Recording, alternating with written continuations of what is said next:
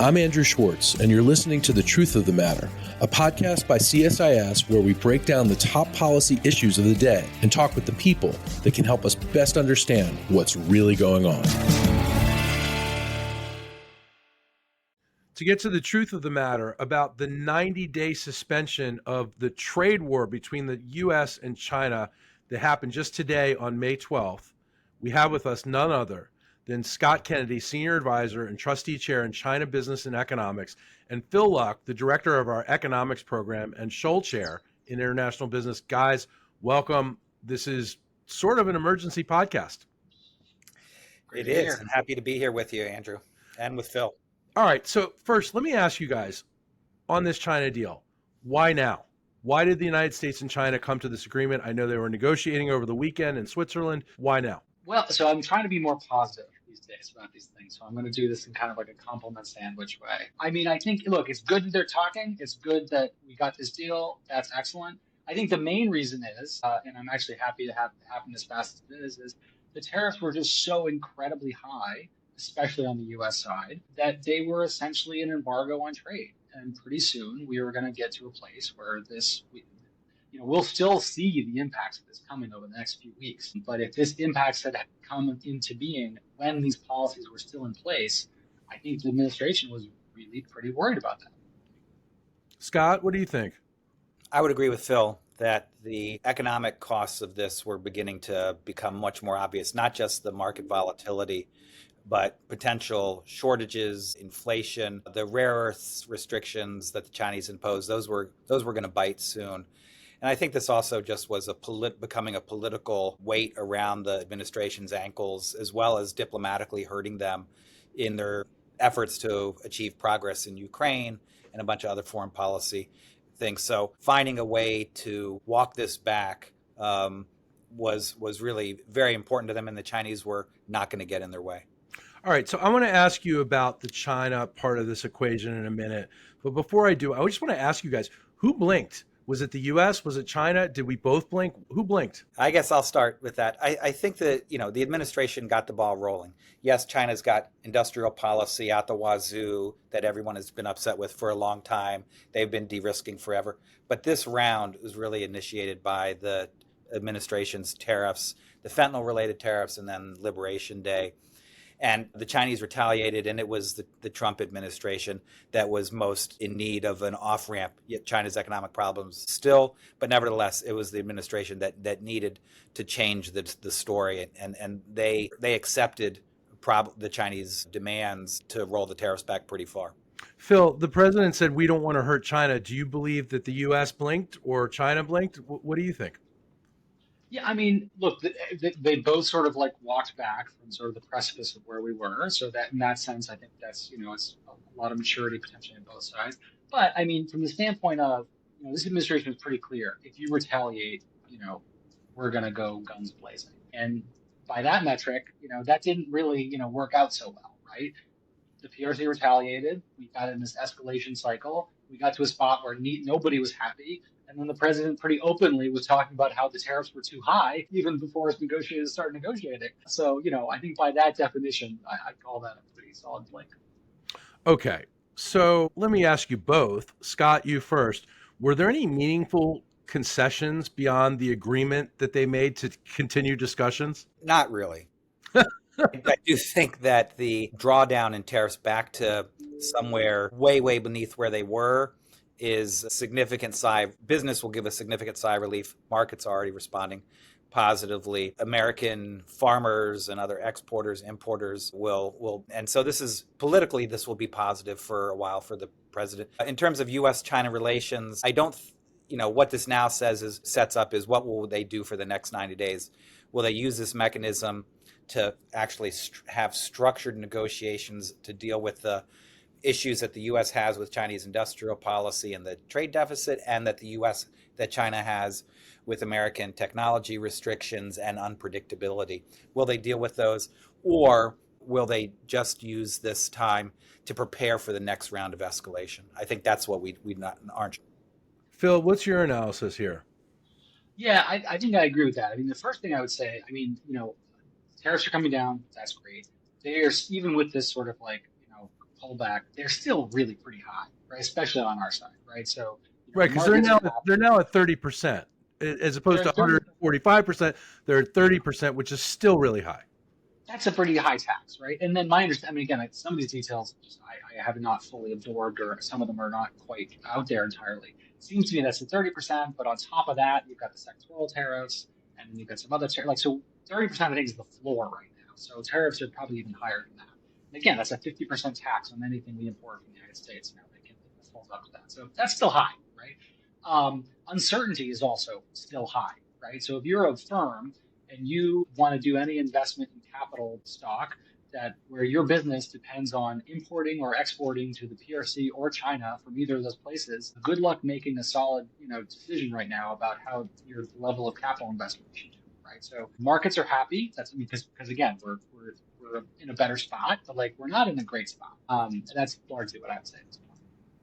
Okay, before we go any further, I want to ask you about China here. I promised at the beginning of this we would talk about China, and maybe this is some of the leverage the United States has over China. But can you all explain to me what has the China housing market signaled in their current economic status and their willingness to now cooperate with the United States? They've had a depression in their housing market, but I'm not so sure everybody understands why this is significant and what this means to the Chinese people. Can you guys both explain this, and maybe we can discuss it a little bit? Well, let me see if I can give a little bit of sort of like from the inside out perspective of this. So Chinese local governments have had a hard time making ends meet. They are responsible for covering a lot of fiscal expenditures dealing with their local populations. And the way that they've made ends meet is to sell land, develop that land, and then have revenue. And part of that means promoting housing and other types of real estate. And they've overbuilt lots of apartment complexes with no one living in them, bridges to nowhere. You can see those. They're still all over China. And that bubble, the Chinese leadership decided, they needed to try and pop that bubble in a controlled manner, which they started doing a few years ago. And what they found is that that's a really, really big bubble that's going to take a long time for them to absorb. And so that has meant the floor has dropped out from housing prices, and people's paper assets have shrunk dramatically. That has meant a lot less consumption. It has been very, very difficult for China. As a result, on top of the attacks on private businesses, on top of the zero COVID strategy and the messy exit. And so China's economy has not been doing well. It's been slowing down. Debt has been going up. I think that's what gave the Trump administration confidence that if they squoze China, they would get easy Chinese concessions and a deal. And it turned out that the Chinese had already started stimulus to try to recover. The housing market isn't as horrible as it was. And then this just really pushed Xi Jinping's sovereignty nationalist buttons. And so they put up quite a fight. But China's domestic economy still has real challenges, housing among them. So, Phil, explain why a depression in the Chinese housing market is so significant to Chinese consumers. Isn't it because if you're an investor in China, it's very hard to invest in the Chinese stock market, right? Because it's not safe necessarily. The safest investment has been actually in real estate, right? Yeah, I mean, safest in one sense, but also it's kind of like one of the only sort of investment vehicles that people can invest in. It's like where people's assets essentially are. So yeah, that's a huge problem. I mean, obviously we saw, the Great Recession here, destroys a lot of wealth. That certainly is going to be the case here in the PRC as well. The other thing I would say, and this is sort of, so why was this happening in the first place? Part of this is because, if this is one of the only places you can sort of save your money in the PRC. The other is because they didn't want to necessarily overbuild, but when you have an economy, and a lot of economies have kind of gone through this basic pattern of early in your development pattern, you're investing in enormous amounts of capital, and you're doing a lot of investing and less consumption. So you're weighted toward consumption, toward investment, and that helps you build the capital stock, and it helps you develop quickly. But at some point, you got to transition towards a more consumer-based economy. You need to decrease your investment and increase your consumption. The PRC's central planning model just kind of wasn't willing to do that in a lot of ways. So instead of moving from investing in a sort of capital stock for production, they started to invest really heavily, essentially, in this sort of the capital stock of housing. Now, on top of that, I mean, this is very similar to kind of what happened to the Japanese in the 1980s. This is essentially, they're kind of in a slow rolling version of what's called a balance sheet recession. Basically, what happens is in a balance sheet recession, if you have a really big asset bubble that pops, everyone just gets they have a lot less on their assets on the ledger all at once, right?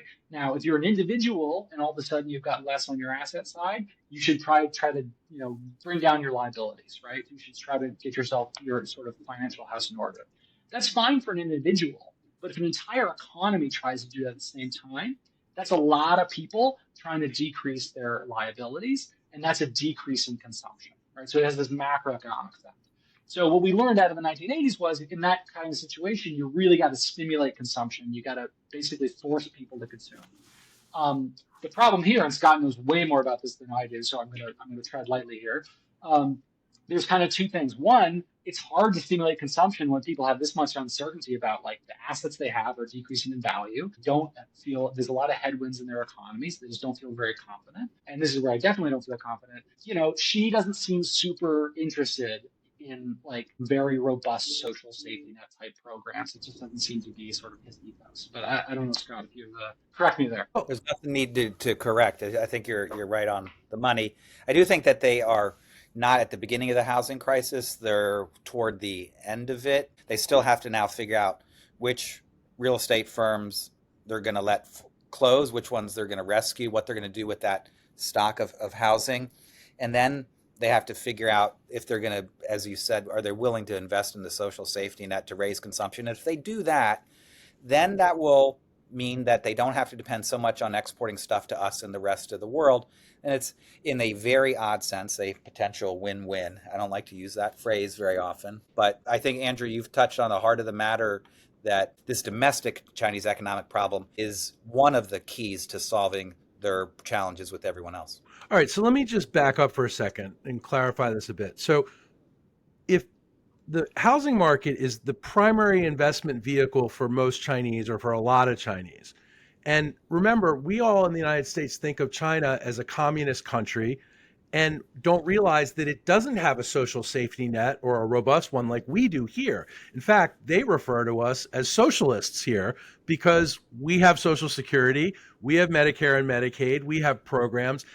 They kind of don't, not to the level that we do. So if you're somebody in China who is trying to save for your future, over the last couple of decades, one of the best ways to do that is through investing in real estate, correct? And now that it's dropped, now that the real estate has precipitously dropped, your savings are in the gutter. So now we kind of have China at this place where, as Scott just said, and you just said, Phil, they're trying to think about their social safety net. They primed themselves to be this manufacturing superpower. And yet now that's being called into question by these tariffs. And so that's really where the leverage the United States has. Is that correct? I think you're right. I think we ought to remember it's a country with a per capita income of 15,000, unlike 1,000 per person. And so we naturally have a larger social safety net. I think if you compare us to European countries and other wealthier countries in Asia, you'll find that our social safety net has a lot of holes in it, kind of like Swiss cheese. But the Chinese know that they need to. I do think that they've made progress on this, and these economic challenges are things that they need to tackle. I think the 90-day pause that we just pushed, that button, will give them more breathing room to try and make some of these strategic decisions. The Chinese are working on their next 5-year plan because, as you said, this is what communists do. But I think that plan probably will include some more social safety net spending, as well as some ways in which they try to reduce the burden of their housing bubble problem. I mean, Xi Jinping, has talked about things such as welfareism in their economy, which he doesn't want welfareism. What I don't understand is, if all these things are happening in China, and this is true, how is the administration, the Trump administration, is trying to get Chinese to buy more U.S. goods, but the Chinese aren't even really buying their own goods right now? Why would they buy ours? Well, I mean, so them buying our goods is not sort of a long-term solution here. I mean, like, they could buy a little bit more soybeans, something like that, but this is just not the solution here. So I would say, this when Scott was talking, I was thinking, like, we really are sort of an interesting mirror image of one another, right? Where we have a big part of the problems, both of our sides' problems in this relationship are from our own domestic policies, right? The PRC has sort of delayed and waited to sort of make that transition towards a more consumer-based economy. And they've waited to a point where it's now going to be kind of harder because doing that while you're also in a balance sheet recession makes it doubly hard because it's hard to stimulate consumption when everyone is trying to hide money under their mattress because they have uncertainty. We have the exact same opposite problem, which is, look, the reason we have a trade deficit globally, not focusing on the bilateral trade deficits, our aggregate trade deficit is a function of us spending too much money. Our fiscal deficit drives our trade deficit, right? So, the way we can solve that is with our own policies, with our own sort of fiscal discipline. And if we keep going down this road and keep kicking the can down the road, it gets harder and harder to solve that problem, the less policy space you have to solve it, which in some sense is exactly where I think the PRC is. So does this mean that China, because we now have this 90-day deal, in the interim, does this mean that China is going to suspend its restrictions on rare earths, which we are dependent on, of course, its restrictions on pharmaceutical agreements, which we are dependent, of course? What is that? Does that mean that we're not going to have that suspended for those 90 days?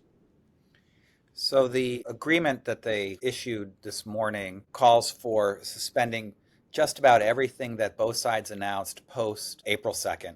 And for the Chinese, that includes the restrictions on rare earth exports. And so we will see those resume. There's a variety of things that they did in February and March in response to the fentanyl tariffs, like increased tariffs on crude oil and coal and some other things. Those are still in place. I think actually what we're going to see in the next 90 days is that people are not sure what's going to happen after that. I think we're going to see a jump in U.S.-China trade dramatically in the next 60 days because folks want to figure, because they assume at some point someone is going to hit the replay button on the escalation, de-escalation drama that just unfolded, and they want to make sure that they can. So we're going to see a lot of that. We're probably going to be hoarding rare earths if we can get them. The Chinese are going to be hoarding stuff, semiconductor chips and other types of things to prepare for the next round of this. I think anyone who thinks that we just reached the deal and an off ramp and there's smooth sailing, you're smoking something. And this is not going to happen. All right, so we've got a long way to go, right, Phil? Yeah, absolutely. I couldn't agree more with Scott on that one. I would say two things. I mean, yeah, for sure. I'm sure there's going to be a giant jump. People are going to be, trying to get stuff in while it's, quote unquote cheap. Just like we saw before April 2nd, Liberation Day, there was a huge spike in imports because people were anticipating some level of an increase. So even if somehow that entirely sort of smooths out, these giant spikes sort of smooth out to say, well, that's massively inefficient. That's a really bad way to organize supply chains. Firms are going to pay way more to do this. And again, for what? What have we over these whatever how a month or so? What exactly did we accomplish other than kind of screwing up supply chains and making some people who had to get stuff in over that period pay really exorbitant prices. But no, couldn't agree more. I mean, this is another 90-day pause. Add that to the long list of 90-day pauses we have. I'm not overly optimistic that an enormous amount of progress can be made on sort of the underlying substantial issues. So we will, in some shape or form, replay this, I think, in the months to come. Phil, you're one of our trade guys. This is so interesting to us trade guys because we're thinking about all the different machinations of it. I guess I want to ask you about workarounds. A lot has been made about Chinese workarounds. Instead of when they're not able to sell directly to the United States, are they sending it to the Philippines, sending it to Vietnam? And then what happens is there fraud? Is there just there is a loophole that allows them to send stuff to other countries and then it comes to us? What about these workarounds? Yeah, I mean, I would say the basic thing I would say is it's hard to disrupt the markets. Full stop, right? People like things and they want to get things and they're going to do what they can to get around them. And when you put up a barrier as big as 140%, man, there's a lot of things that are cheaper than paying 140% tariff, right? There's a lot of different, machinations of chicanery you can do. So of course we're going to see that, right? I mean, you of course are going to see sort of traditional trade diversion, which is, these goods going to other places. You're going to see factories set up with sort of very light manufacturing. You're going to see just straight up customs fraud. I know that financial institutions, financial crimes components of financial institutions, they know this is going to happen. They're worried about this, right? This is not, they would prefer to be worrying about sort of, more significant problems like terrorist finance and things like that. But they absolutely know that people are going to be lying on customs forms, and they're going to be financing that trade. So we're absolutely going to see huge amounts of that. Over the next few years, there's going to be an enormous amount of research done on this. The basic thing I would say is look, you can't decouple it that easily. You only have to look at like Chicago during the Prohibition to see that it's hard to stop markets from working, and we'll just see all the U.S. Treasury creative ways of that. and U.S. Treasury Secretary Scott Bessent said that we're doing this to avoid a decoupling. Yeah, exactly right. Which begs the question: why were we at 145%? Right. Why did we do it in the first place? Scott, this has all been kind of a mystery to a lot of people, and you guys have been adding a lot of clarity. Another issue that I think a lot of people are not clear on, and I'm certainly not clear on, is what are the non-tariff countermeasures that China's taken against the U.S. and now removed as part of this 90-day agreement? Well, I think the first thing to say is that anyone listening to this conversation knows full well you know a hell of a lot about China. And so if there's something that you don't know, that's just because it's almost unknowable. In terms of the non-tariff barriers, the Chinese have put a bunch of American companies on their unreliable entities list, essentially similar to our export control list, but sort of broader boundaries on which they can do that. They have instituted some export controls, like with rare earths and some other things. They have launched investigations for some mergers and acquisition deals that are out there pending. And, they've got other bullets in the chamber that they need to fire, and they're going to reload over the next few months in case they need to go to those again, including potential financial restrictions and pulling the licenses of American companies in China or other types of things. I think from the Chinese perspective, they feel like they have found what the outer boundary of Trump's willingness to assume risk is, and that they are now not in a position to predict the future, but I think they know now what the sort of the dynamics are of this, and they are ready far more quickly than people realize to understand what is an effective way to deal with the present now. It's just really the ironies here, them negotiating this thing in Geneva, the home of multilateral trade, and these are not folks that believe in multilateral trade, or at least following the rules. And then you've got Xi Jinping, the master of the industrial policy machine, and whose policies undercut a lot of the rules-based order, but the one holding out the firmest, pushing the hardest to get the U.S. to relent on this. This is just, I can't wait to see all of the great movies that are going to come out of this. All right, guys. One thing I have to add here is Americans of all kinds are celebrating today because our stock market is rallying on the news of this. It's, skyrocketing, Dow's up over 1,000. I think NASDAQ's up over 4%. Dow being 1,000 points, I think it's about 2.5% it's up. What about the bond market, though? Are we going to see any changes in the bond market in our favor here? Because that, you guys always tell me that's the real deal here. Yeah, it'll be very interesting to watch. I would say, look, the reason the bond market really went squirrely there was just how massive and costly Liberation Day tariffs were in terms of just the broad scope of it. I think that was a real warning shot. That was really just markets losing faith in sort of the proposition of our country as being a really good bet for the long term, right? And you have that much debt and you sort of commit to destroying your own growth prospects, that fundamentally people are going to think pretty differently about lending you money. I think we sort of step back a bit, but I also do think, I'm a little worried we've got a little bit of the frog in the boiling water thing going on here, where we're not in a good spot. This is, we still have a Congress that's looking to pass really massive tax cuts. We are basically starting trade wars with everybody in some form or fashion. They're not as big a trade wars as they were, but those were just stupidly large trade wars. So, I almost feel like if on Liberation Day he had announced something close to what we have, today, I think there might have been some squirreliness in the bond market. we'll see. I mean, again, I'm concerned that you're going to start to see some, silent auctions for bonds, so to speak. I still think there's risk of that. And if that happens, I think that really is going to make this administration think more carefully about how their actions signal to their creditors. Scott? I think Phil's just right. The U.S. Can't separate itself from the global economy, and as much as the administration thinks that the U.S. has gotten a bad deal from the global trading system, the global financial system, we're intimately tied to those systems, and you have millions of investors around the world who are making decisions based on where they think things are going. And, the economic gravity is taken hold, and it's just very difficult to spin your way out of economic physics. And I think that's what we're seeing here. And we'll see if the US and China and others use these next 3 months wisely to adjust in a way that would be more rational, that it tries to address the genuine challenges that the U.S. has with China and its non-market practices, or if we just go another round of this with some crazy theater.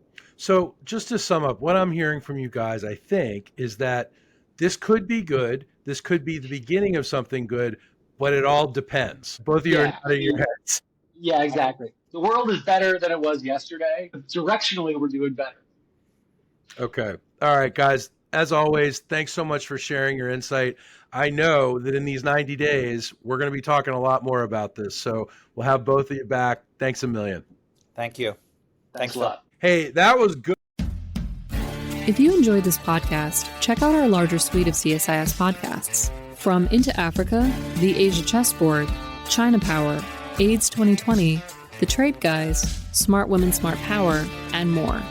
You can listen to them all on major streaming platforms like iTunes and Spotify. Visit csis.org/podcasts to see our full catalog.